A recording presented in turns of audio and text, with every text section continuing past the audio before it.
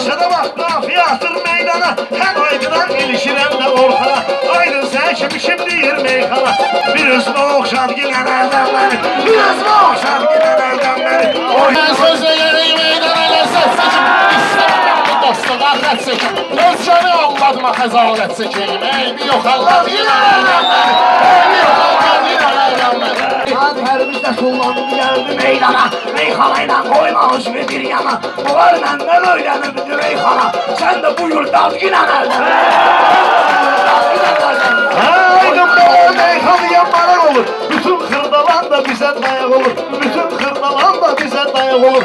Əliyağa vahid də yuxma qonaq olur. Bazoğlu xoş dazginən əldən. Bazoğlu xoş dazginən əldən. Gönül xiri davri çıxır meyxana, məndən gözəl yavru çıxır meyxana. Gönül xiri davri çıxır meyxana, qeyri ixtiyarı çıxır meyxana.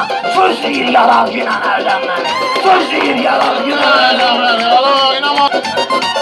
Falan ürək blok götürmüşəm mən, boynuma bir surok götürmüşəm mən. Aydın deyir rübok götürmüşəm mən, aydın deyir rübok götürmüşəm mən. Sərt ağa saxlar yenə